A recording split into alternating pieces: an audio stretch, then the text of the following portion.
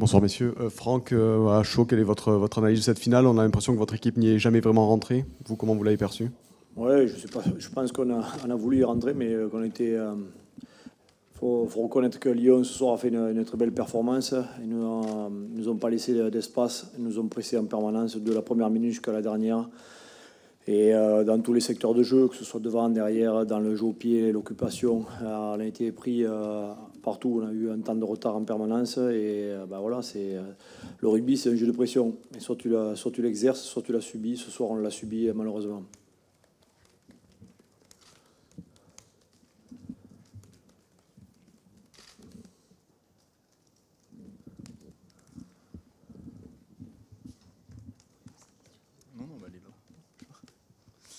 Charles, à quel point ça a pu jouer ce fait de cette pression du favori? Ce soir, vous étiez favori face à Lyon et finalement, vous avez été pris de la première à la dernière seconde sans pouvoir réagir et à la fin, on est presque tombé dans du Roi Rugby. Comment toi, tu l'analyses et est-ce que le syndrome du favori a pesé sur vos épaules? Bonsoir. Non, je pense pas que c'est le syndrome du favori qui a pesé sur le match. Je crois que on n'est jamais vraiment rentré dedans, on l'a dit. On a été bousculé en attaque, en défense, voilà, sur le jeu au pied. J'ai pas un secteur à ressortir où j'ai l'impression qu'on a pris la grêle, mais voilà, je crois que physiquement aussi on a été un temps en dessous, un peu comme les autres secteurs. J'ai l'impression qu'à tous les niveaux on a été un petit peu en dessous. Et voilà pourquoi on n'a pas réussi à reprendre le dessus, même si on a réagi après le premier essai. Voilà, on a continué à subir petit à petit. Et voilà, mais je peux pas te dire que c'est le syndrome du favori qui a joué sur ça, quoi. Bonsoir messieurs, pour qui veut répondre? Mais Charles, tu as abordé cet élément-là, la question physique. Est-ce que le fait d'enchaîner semaine après semaine des matchs à chaque fois décisifs et avec une intensité grande, est-ce que vous sentez que vous arrivez au bout de vos possibilités physiques? Ça, je sais pas, il faut l'analyser. En tout cas, ce que je constate, c'est qu'aujourd'hui, on n'a pas mérité de gagner, donc ça, c'est une certitude. Donc voilà, bravo à Lyon. Ça, je pense que c'est un constat, il faut le dire. Après, pour analyser, je pense qu'on aura le temps, le staff, d'analyser tout ça. Là, à chaud, c'est un petit peu difficile de conclure des choses. Voilà, dans tous les cas, on gagne ensemble, on perd ensemble. Et voilà, je pense que le groupe... il va pas exploser, on va rester entre nous et voilà, c'est aussi ce qui permet d'apprendre, même si évidemment on aurait préféré une autre fin.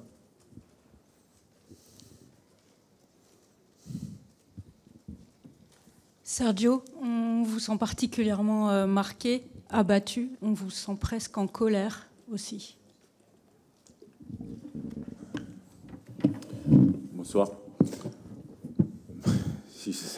Si j'arrive ici avec la banane content et envie de rigoler, ce n'est pas normal, je pense. Je suis un compétiteur, comme d'ailleurs toute l'équipe, donc évidemment il y a de la frustration, de la déception, colère, mettez-le comme vous voulez. Donc voilà, oui, c'est vrai, je n'ai pas grand-chose à rajouter. C'est comme ça, je partage à 100% ce qu'ils viennent de dire Franck et Charles sur l'analyse du match. Après, mon état d'âme, là, je pense que c'est évident. Et quand tu perds en la finale, tu peux pas être content.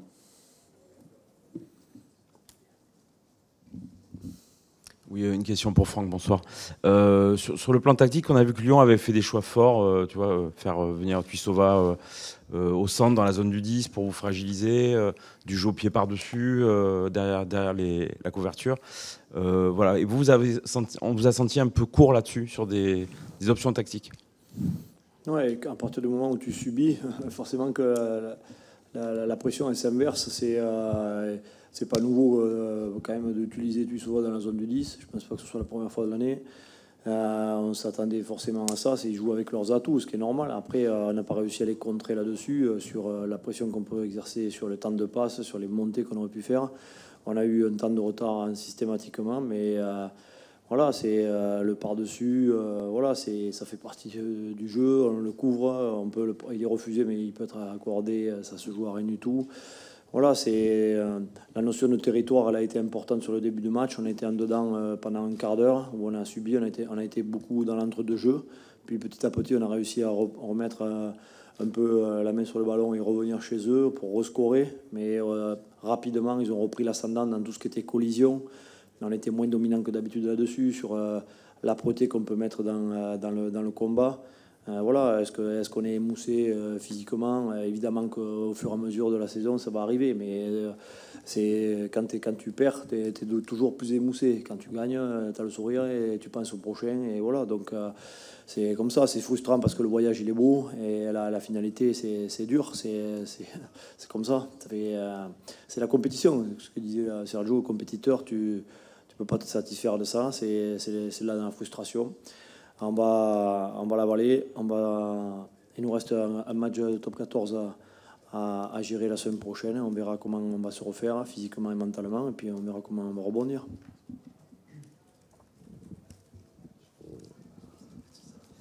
Bonsoir. Une question pour un peu tout le monde. Qu'est-ce que vous retenez finalement de ce parcours en Challenge Cup et qu'est-ce qui vous a apporté tout au long de la saison?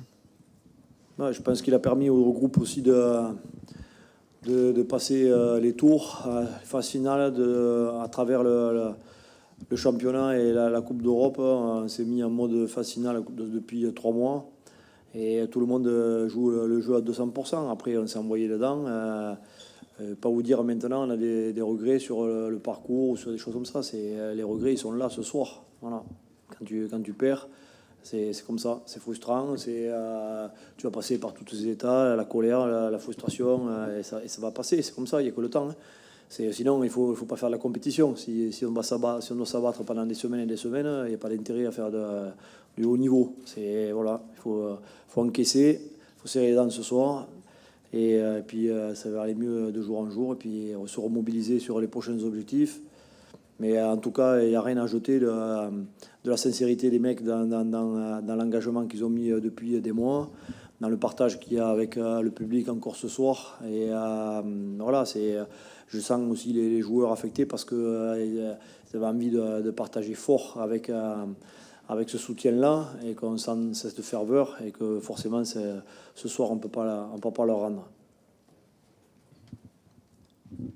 Franck, vous n'aurez pas trop le temps de tergiverser parce que dès la semaine prochaine, dès le week-end prochain, il y a le match au Racing. Quel levier activer alors que par rapport à tes gars, peut-être qu'il y a un match de phase finale qui vous attendait le week-end prochain avec une deuxième chance? Oui, c'est notre compétition. On va d'abord récupérer, on va souffler un peu et puis se remobiliser. On va en parler entre nous avec les leaders, avec le groupe. Voilà, c'est changer de compétition et tu l'as dit, on va voir avec quel mot on va y venir, mais c'est une nouvelle opportunité qui nous sera offerte et on verra comment on pourra la saisir ou pas. Franck, est-ce que tu peux nous donner des nouvelles de tes blessés, de Gabin, d'Anthony Triard et de Juta ou Nicolo? Est-ce que c'est possible que tu nous donnes des nouvelles? C'est un peu tôt, hein.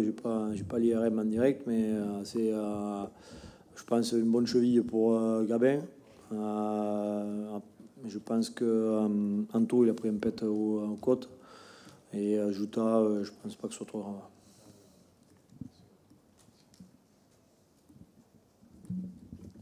Franck, ce qui est assez décevant ce soir, c'est qu'entre guillemets, tes hommes n'ont pas su trouver des ressorts, notamment assez tôt dans la rencontre. Ça a été un duo à rugby pendant un long moment.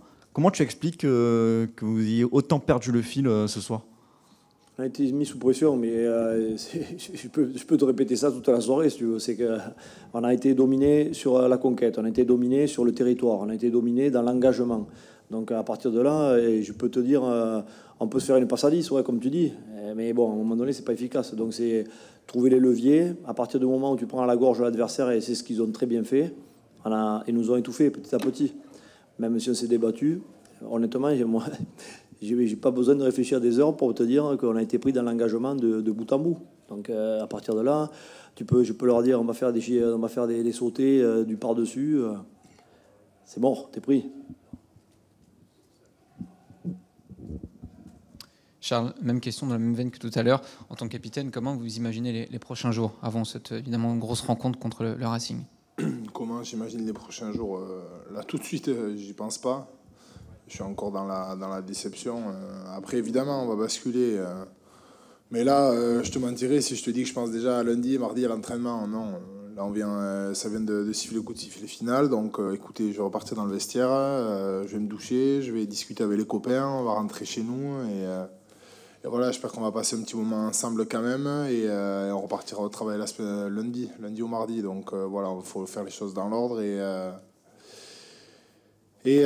voilà, on va repartir, mais il faut aussi digérer, l'accepter et passer ces moments ensemble. Je pense que c'est important que chacun ne parte pas de son côté, mais ce n'est pas l'état d'esprit du vestiaire, donc je ne suis pas inquiet sur ça. Est-ce que l'essai de refuser Nignashvili juste avant la mi-temps vous a donné quelques ressorts voilà, pour rebondir en vous disant on s'en sort plutôt pas mal sur cette première période et ça peut basculer? Oui, on a essayé de se remobiliser dessus, mais petit à petit, sur l'entame de la deuxième mi-temps, ils ont aussi repris l'ascendant de la même manière. Donc on n'a pas réussi à... Puis ils ont scoré, puis surtout ils ont scoré 2 fois d'affilée. Et là, on a senti que c'était... qu'on lâchait. Ça allait être compliqué de revenir dedans. On a eu des munitions près des lignes, on n'a pas scoré. Voilà, mais je reviens sur... la qualité de l'opposition aujourd'hui, sur l'engagement qu'ils ont mis, la férocité qu'ils ont mis dans chaque collision, dans chaque ruck, dans chaque chasse, on a été pris là-dedans. Et il n'y a rien d'autre à chercher. Est-ce qu'il y a un coupable d'un joueur aussi, ou un staff, je ne sais rien, ce que vous voulez, mais c'est le propre du rugby. Tu domines, le rugby, c'est un jeu de pression. Hein. Tu domines, tu gagnes, en principe. Encore dernière question. Oui, justement, par rapport à cette question à la mi-temps, c'est quoi votre discours justement pour essayer de retourner cette situation? Vous sentez votre équipe dominée, il n'y a que 3 points d'écart. Quel est votre discours à ce moment-là? Revenir. Essayer de pouvoir appliquer. On a été dominé dans l'énergie sur la première mi-temps. Voir si on peut remettre en place les bases, les structures à partir de notre conquête, à partir du territoire, remettre un pressing défensif, mais voilà, c'est ces choses-là. Pas inventer quelque chose de magique, mais juste se rassurer sur ce qu'on est capable de maîtriser, de faire d'habitude, mais arriver à l'enclencher. On a été contré et essayer de varier les angles un peu, arriver à faire des déviés, aller chercher un peu plus autour du 10-12. Mais voilà, on n'a pas eu l'occasion de pouvoir le faire.